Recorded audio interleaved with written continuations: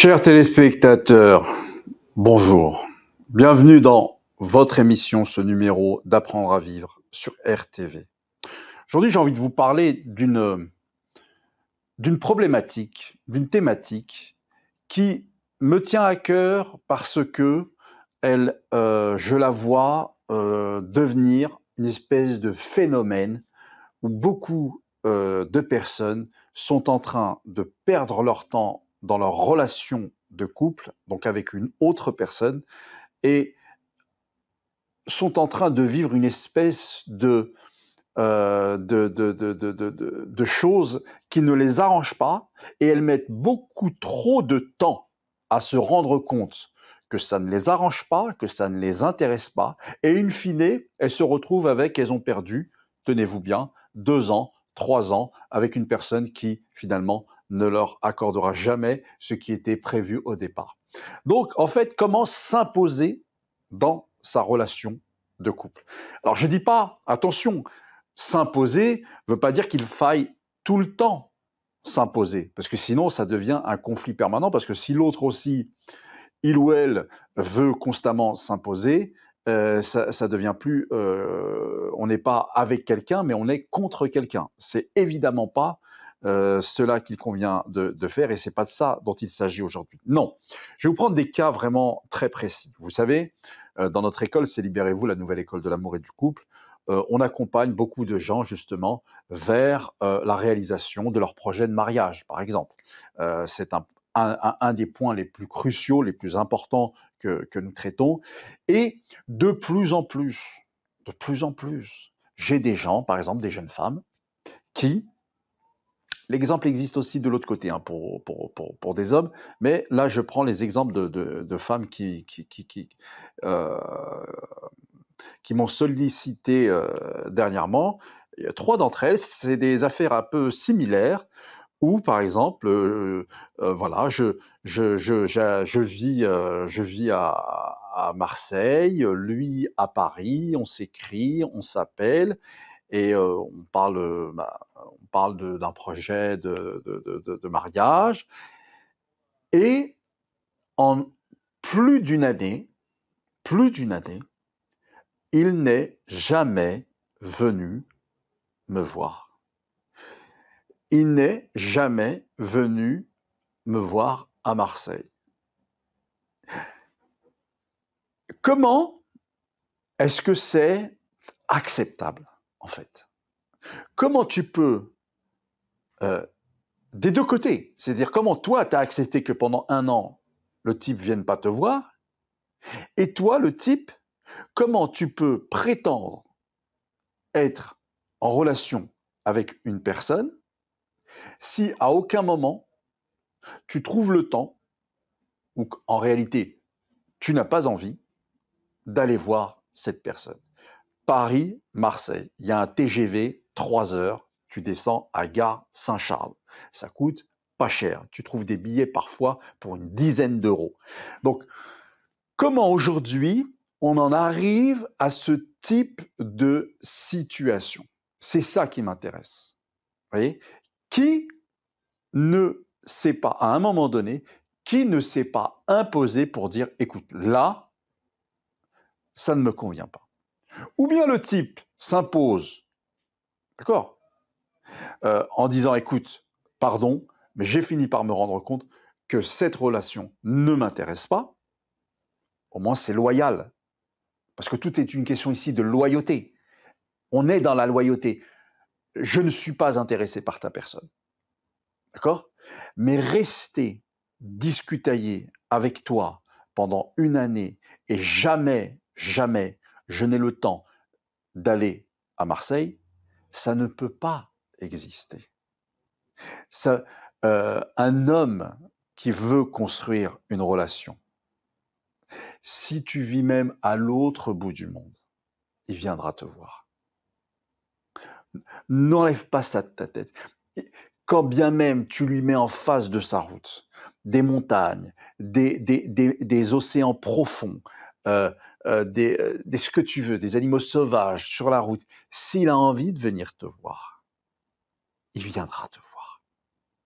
Ce qui fait qu'il ne vienne pas te voir, dans l'écrasante majorité des cas, c'est qu'il n'a pas envie, c'est qu'il n'est pas convaincu, c'est qu'il se contente de cette relation à distance, ou autre chose, c'est qu'il est, disons-le aussi clairement, c'est qu'il est déjà dans une autre relation sur place, qu'il a déjà une autre relation à Paris, et que toi, tu es entré dans une sorte de seconde relation, mais virtuelle. Tu n'es pas possiblement une relation physique, normale, etc. Donc tu restes pour lui dans ce cadre-là, voilà, et ça lui convient parfaitement, il ne veut pas que ça change. Voilà, il y a ces deux possibilités-là, d'accord?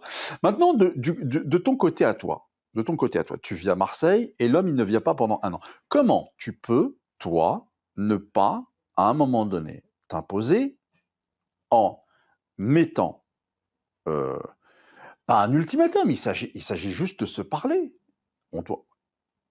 J'aimerais qu'on se voie. J'aimerais qu'on se voie. Donc c'est pas possible une fois. Très bien, et évidemment que ça peut ne pas être possible une première fois. Ça peut ne pas être possible une seconde fois même.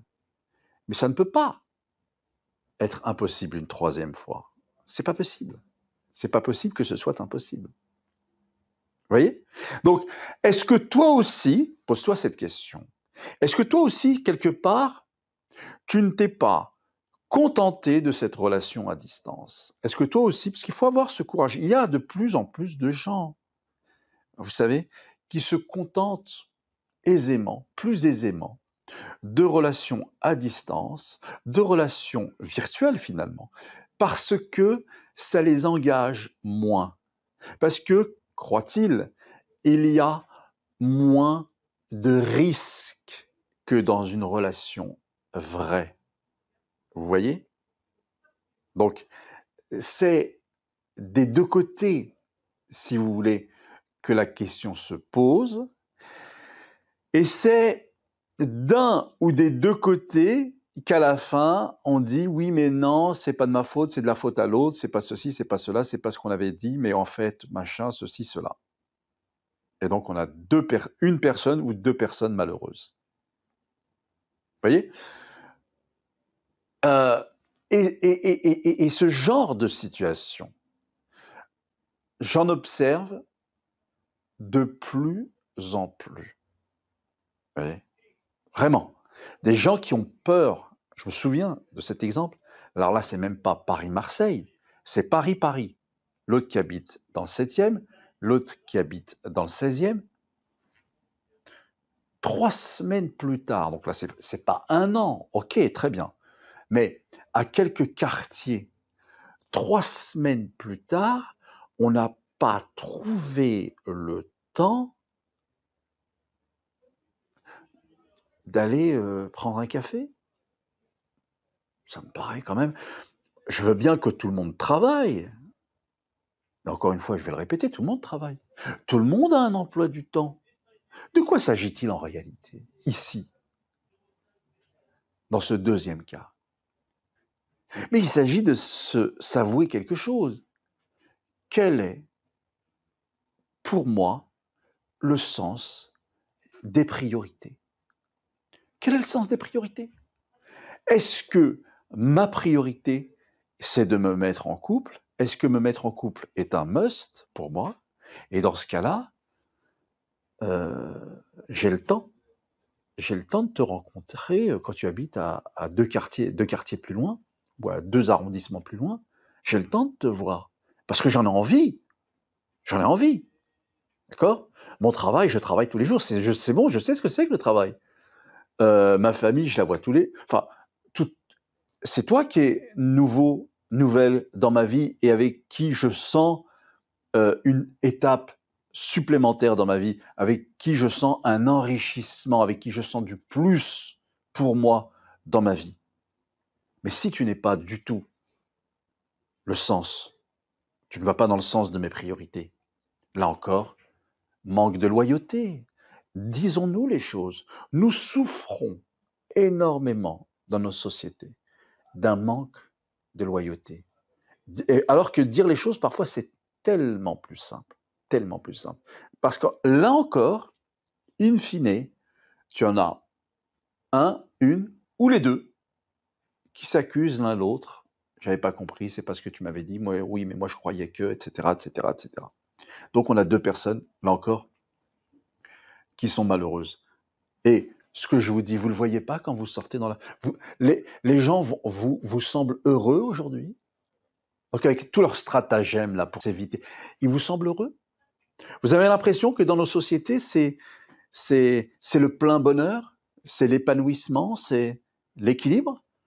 Vous avez plutôt l'impression que les gens sont plutôt rabougris, que sont toujours dans la méfiance, toujours dans le stress permanent, hein, n'est-ce pas? De la même façon, voilà, j'ai encore cet exemple-là qui me vient d'une d'une dame qui donne 2 ans de... Mais qui veut bien les donner. Là encore, c'est pour ça que je dis qu'il faut même se poser la question, il faut poser la question à celui ou celle qui pose la question, qui va donner 2 ans de sa vie à une personne qui, au final, au bout de 2 ans, change d'opinion, mais, enfin, alors que rien n'a été, il n'y a pas eu il n'y a pas eu le balbutiement, le début, l'ombre d'un commencement de quoi que ce soit. Mais évidemment qu'il faut s'y attendre. Quand on construit rien, on laisse les choses évoluer un petit peu dans le désordre, et il y a plein de choses qui viennent s'ajouter, et je trouve un autre boulot ailleurs, etc. Il n'y a pas eu d'engagement. Il n'y a pas eu d'engagement de moi envers toi, de toi vis-à-vis de moi. Bah, ça laisse totalement libre.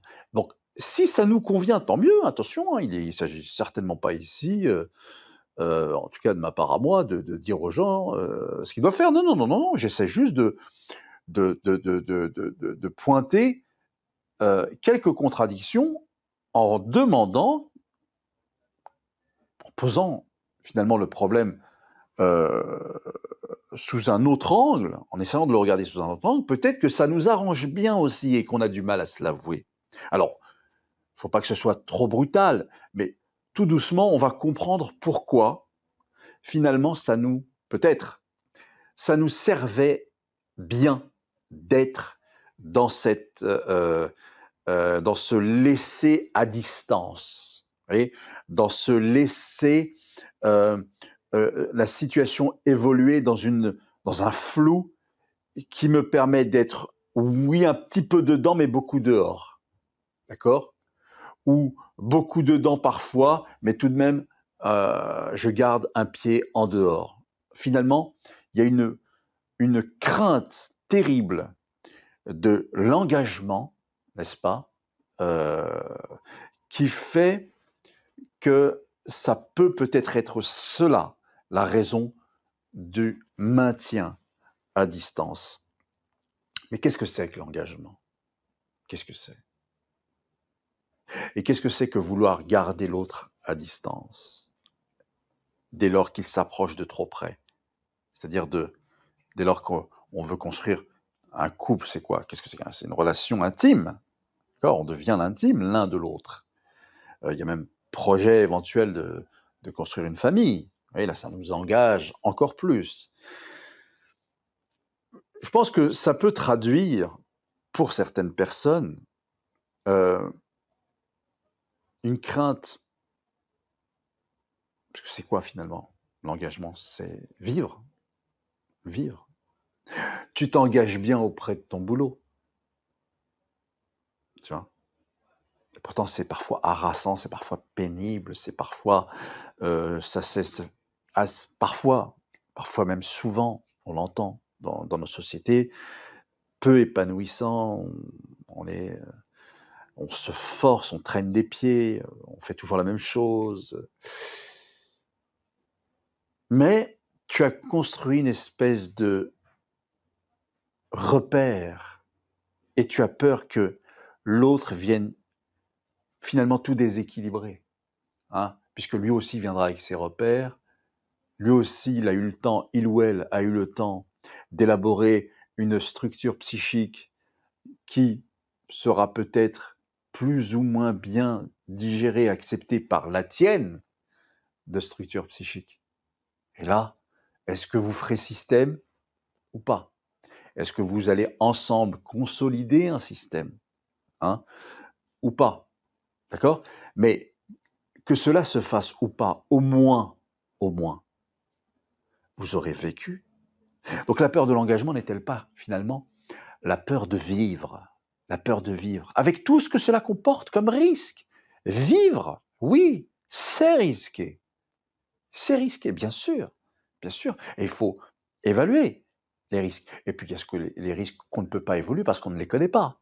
Hein? À force de trop vouloir calculer, croire que je maîtrise le lendemain, non, non, ça n'existe pas. Personne ne maîtrise le lendemain. Vous voyez?